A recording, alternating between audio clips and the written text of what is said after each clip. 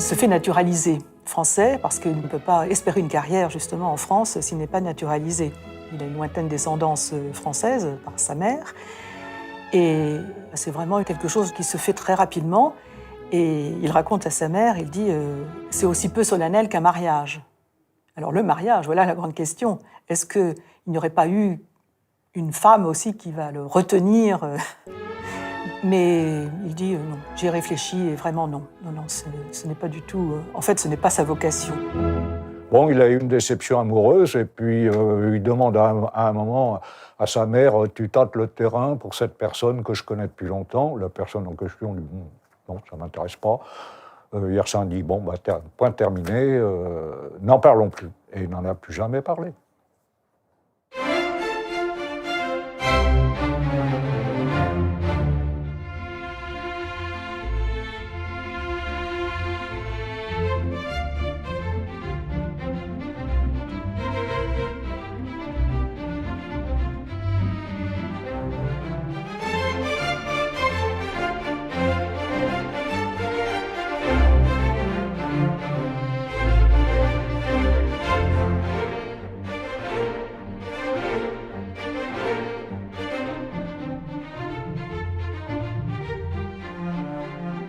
Il y a chez Yersin un Paris d'avant 1889 et un Paris d'après 1889. L'exposition universelle marque pour Yersin un tournant dans sa manière d'appréhender la ville de Paris. Alors si avant 1889, il est totalement passionné par tout ce que la ville de Paris peut offrir comme distraction, il est aussi passionné par l'exploration de Paris, à pied ou à bicyclette, avec son guide Baedeker. Il va au théâtre, il va au Louvre, il va écouter de la musique. Et en 1889, Yersin découvre une ouverture sur le monde à travers le pavillon transatlantique, à travers les pavillons exotiques qui représentent la vie dans les colonies, la rue du Caire.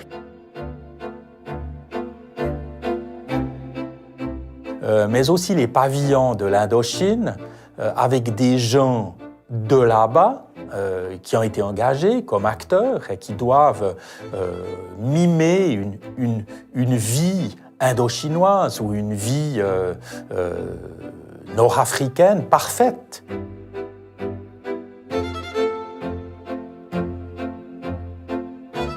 La tour Eiffel vue de près est encore plus imposante que de loin. J'en ai profité pour aller hier faire une visite à l'exposition. Tu ne peux t'imaginer comme c'est beau et bien organisé. Seulement c'est fatigant. Je suis resté là toute l'après-midi et le soir jusqu'à 10 heures. Et note que je n'ai pas vu la 100e partie de ce qu'il y a à voir. L'exposition des colonies sur l'esplanade des Invalides nous transporte encore dans des pays plus exotiques, avec villages et habitants bizarres. Donc Yersin est transporté par l'exposition universelle, il est transporté à des milliers de kilomètres de là, et déjà il commence à rêver à ce que pourrait être sa vie après l'exposition universelle.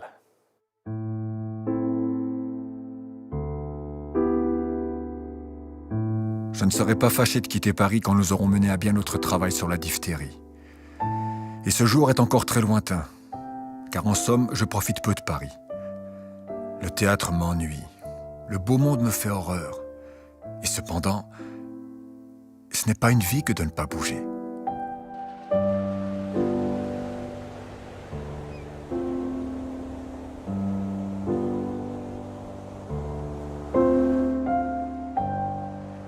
Eh bien, il part à la mer. Il part en vacances. Il s'octroie une huitaine de jours de vacances, ce qui à l'époque est quand même assez extraordinaire, extravagant d'ailleurs pour le docteur Roux. Il prend son vélo, met son vélo dans le train et va jusqu'à Dieppe. Ensuite, il suit la côte en vélo. Et il est émerveillé par la mer. Il est logé chez des pêcheurs en Haute-Normandie, puis en Basse-Normandie. Et ouais, je crois qu'il sympathise très vite avec ces familles de pêcheurs. Alors, il décrit ici la partie de pêche. C'est une lettre de, je sais pas, 14 ou 15 pages en petit format, mais très lisible, très peu de ratures, des petits croquis. C'est très, très intéressant de voir au jour le jour. Il découvre la mer.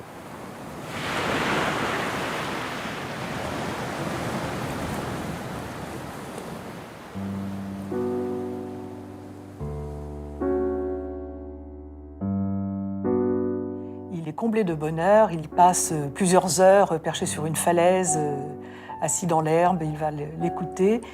Il va prendre son premier bain salé, qui le comble de joie. Il va aussi trouver des pêcheurs, il va lier une amitié avec eux, il va s'embarquer sur leur barque, il va pêcher.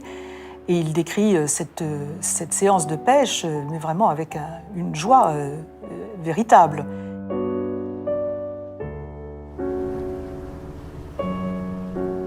À bord du Raoul en pleine mer le 7 septembre. Chère maman, quelle drôle d'entête à cette carte, n'est-ce pas? Mon écriture bizarre te dit que ce n'est pas facile d'écrire. Je me suis embarqué ce matin vers 8 heures avec de braves pêcheurs. Il est maintenant 4 heures de l'après-midi. Nous ne rentrons à Grand Camp que demain matin. C'est donc toute une expédition, tu le vois. Ce matin, j'ai fait un moment connaissance avec le mal de mer. Et ce n'est point amusant. Maintenant, cela va mieux. Nous cherchons le turbo, mais jusque-là, on n'a pas eu de chance.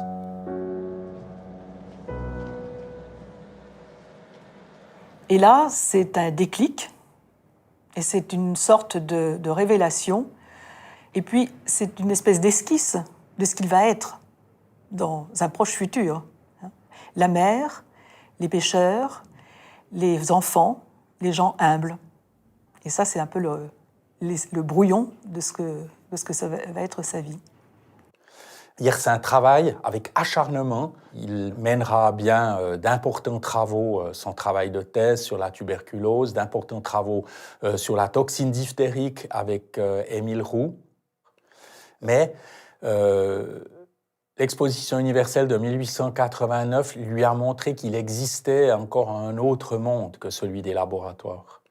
C'est cette ouverture sur le monde qui remet en question son attachement aux travaux scientifiques, au monde de laboratoire très cloisonné.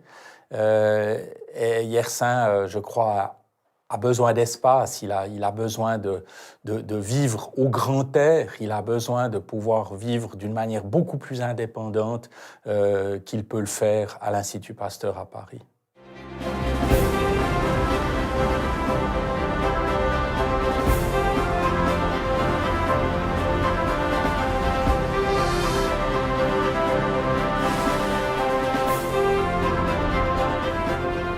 Il a fait son choix. C'est pas une existence avec une femme, des enfants. C'est une autre attirance pour sillonner les mers.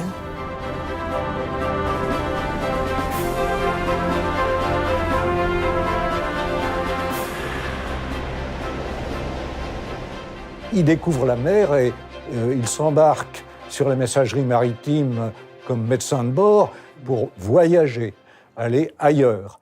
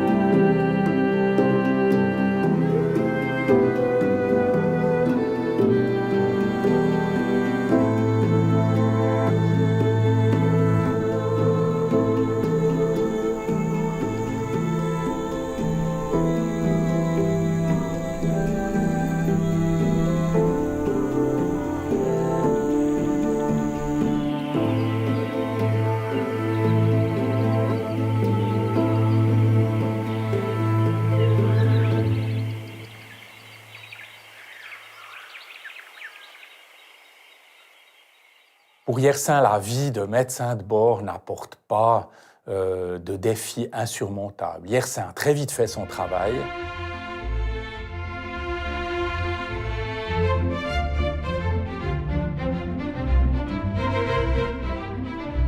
Donc le travail sur le bateau pour Yersin se limite à un certain nombre d'activités journalières et très routinières. Yersin s'ennuie, et quand il s'ennuie, eh bien, il s'occupe différemment, il ne reste pas sans rien faire.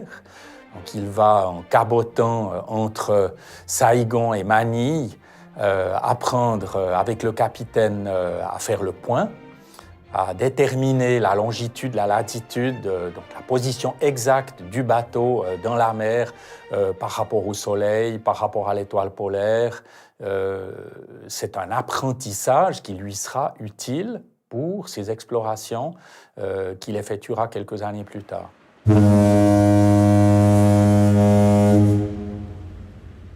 Il est pratiquement médecin de bord sur un navire qui fait Saigon-Manille aux Philippines, mais il ne navigue pas tous les jours parce que ce bateau reste quelques jours à Saigon en attendant le prochain voyage. Donc pendant ce temps, lui, qu'est-ce qu'il fait? Il va explorer.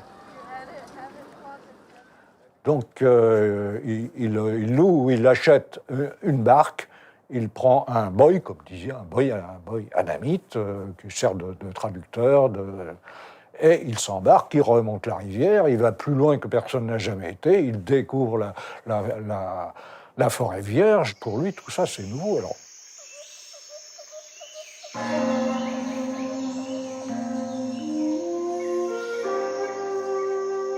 Ce petit trajet a certainement été le plus joli de l'excursion. Figure-toi un arroyo, étroit et tortueux, coulant au milieu d'une épaisse forêt tropicale. Il faut y participer pour en sentir tout le charme. Aucun récit ne peut rendre les sensations que l'on éprouve. Cette sorte de liberté sauvage dont on jouit ne peut être comprise en Europe, où tout est si réglé par la civilisation. Je comprends qu'il soit difficile, quand on a vécu quelque temps dans ces pays, de se refaire aux mœurs de la vieille Europe.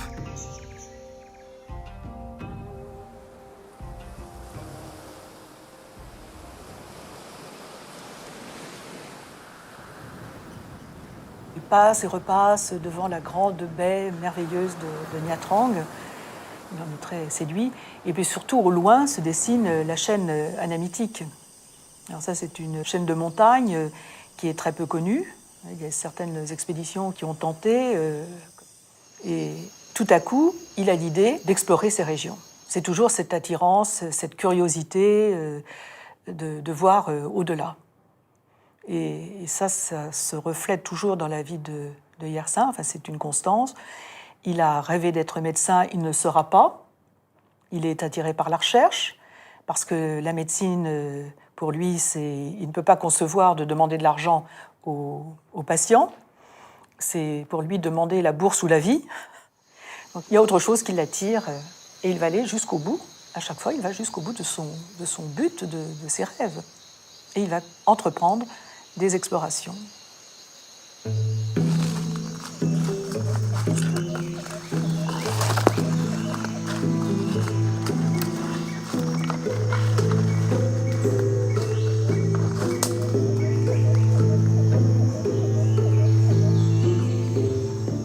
Et donc, il va entreprendre ces 3 expéditions pendant 3 années. Ce sont des épreuves terribles. Ce n'est pas exploré, donc il faut qu'il trace des routes. Il va de montagnes donc escarpées, de forêts en rizières, en plaine. Il affronte des orages terrifiants, des chaleurs aussi extrêmes.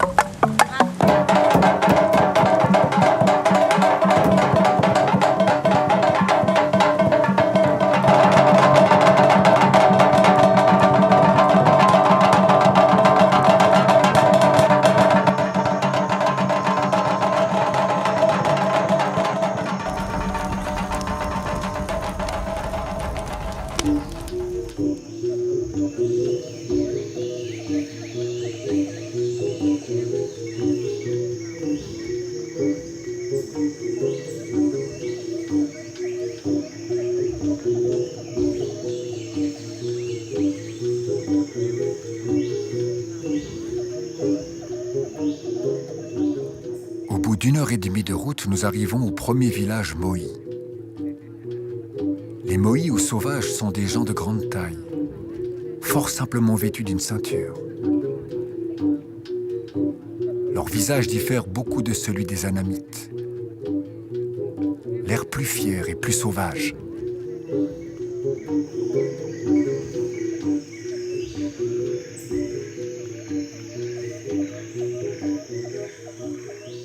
C'est intéressant de constater que pour Yersin, même s'il utilise le terme de Moi, qui traduit veut dire sauvage, ne considère pas les sauvages comme des êtres inférieurs. Il les considère comme des enfants. Dans un certain sens, il est un colonial, même si on a voulu prétendre qu'il n'en était pas un, puisqu'il vit à l'époque coloniale et qui se fond dans la vie coloniale. Donc il est, qu'il le veuille ou qu'il ne le veuille pas, il est colonial.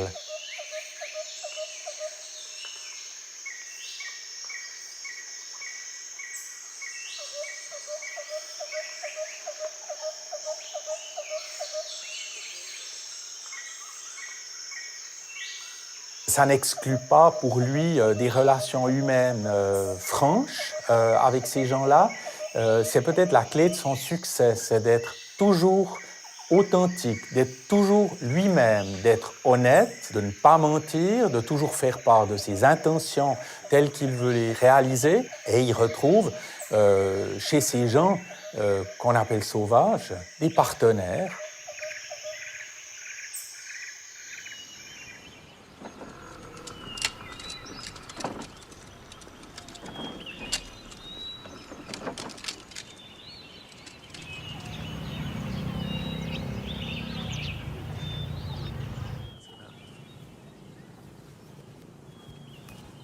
Les relations entre Yersin et les Moi n'ont pas toujours été faciles, loin de là. Yersin a maintes fois risqué sa vie, mais il a su comprendre les Moi. Il dit lui-même qu'il a appris à les aimer. Il a su négocier, il a même dû négocier pour le compte de chefs de village la paix entre des villages qui étaient en guerre. Et de ces relations avec les Moi sont nées de solides amitiés.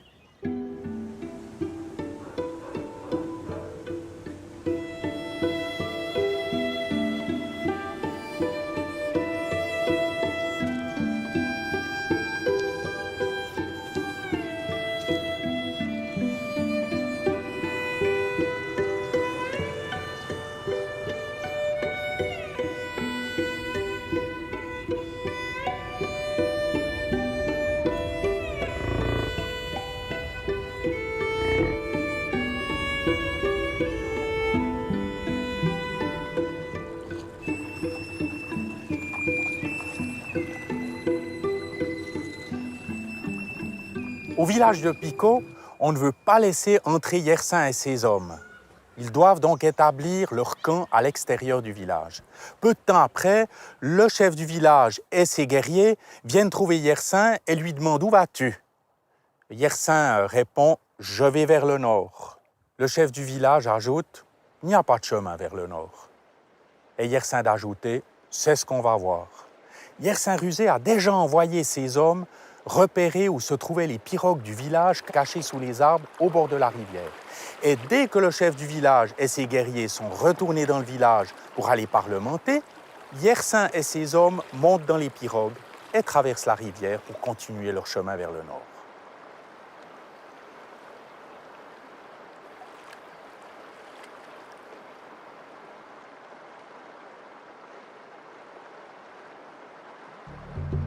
Oui, alors évidemment, rien ne se passe très, très simplement. Il va faire le coup de feu avec des brigands. Ah oui, alors Touk, le pirate. Imaginez la situation dans laquelle se trouve un jeune explorateur qui apprend que ces pirates ont l'intention de massacrer un poste français. Et donc Yersin décide de se lancer à la poursuite.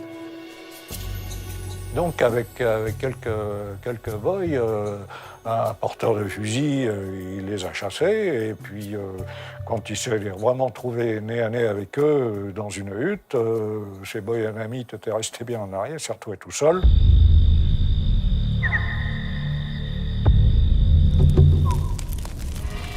Au Autour d'un grand feu veillait une quinzaine d'hommes. En me voyant apparaître, ils se lèvent et s'enfuient précipitamment sans crier à la garde. Du premier coup d'œil, je reconnais les chefs. Je m'avance donc vers la maison, persuadé que je suis suivi par mes anamites. Et tout à coup, je mets le canon de mon revolver à quelques centimètres de la poitrine de Touques qui se fait remarquer par sa haute taille et son air distingué. La surprise est complète. Les chefs se lèvent en sursaut avec une expression de terreur impossible à décrire. Puis, en moins d'une seconde, Touques jette ses mains en avant en criant « Ne tire pas !» Et il essaie de m'arracher mon revolver. Je veux tirer, mais il a eu la présence d'esprit de placer un doigt en arrière de la détente de façon à ce que cela m'est absolument impossible. Au même moment, je ressens une vive douleur à la jambe droite qui devient ensuite engourdie et comme paralysée. Ils commencent à me frapper avec leurs coupe-coupe et leurs piques. Mais où sont mes anamites ? Un coup de sabre m'enlève à moitié le pouce de la main gauche. Une pique me frappe en pleine poitrine. Les coups se multiplient. La situation ne peut plus durer. Je lâche mon revolver. Touques pousse alors un hurlement de triomphe en brandissant mon revolver. Il le décharge 4 fois sur moi sans m'atteindre. Puis les 5 chefs se précipitent dehors et s'enfuient à travers les rizières, me laissant maître du terrain, mais bien incapable de les poursuivre.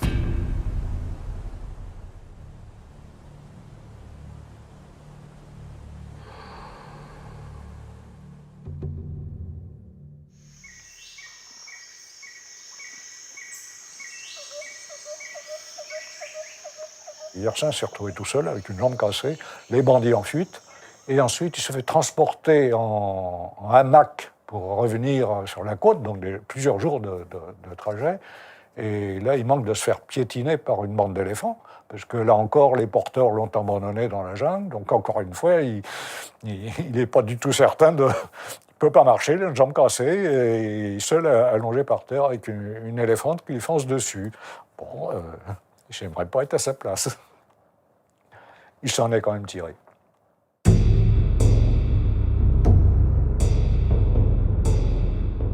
Alors Touques a été pris ensuite et puis décapité. Yersin va assister à la décapitation de Touques en faisant des photos, mais non sans une grande admiration pour le courage, parce que semble-t-il que la tête est tombée qu'au 4e coup de sabre. On a aujourd'hui coupé la tête à Touques. J'y ai assisté pour prendre quelques instantanés. En réalité, c'est horrible. La tête est tombée au 4e coup de sabre. Touques n'a d'ailleurs pas bronché. Ses anamites meurent avec un sang-froid vraiment impressionnant.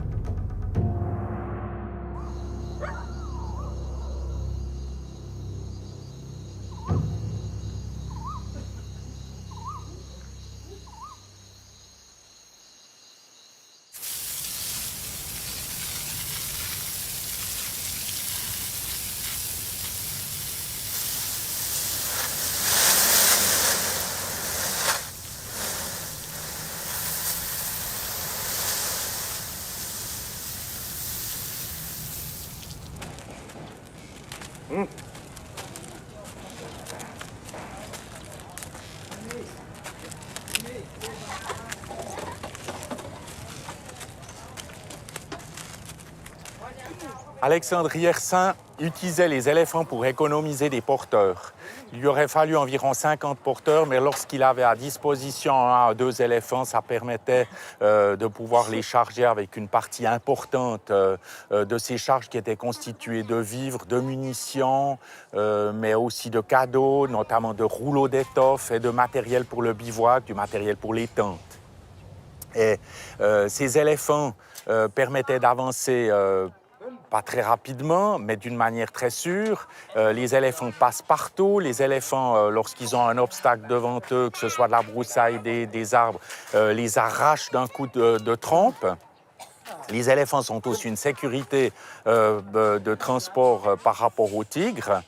Mais parfois, les éléphants s'impatientent et puis ils sont capables de partir avec leur charge, de s'enfuir et de tout casser, tout briser, comme c'est arrivé à Alexandre Yersin à plusieurs reprises.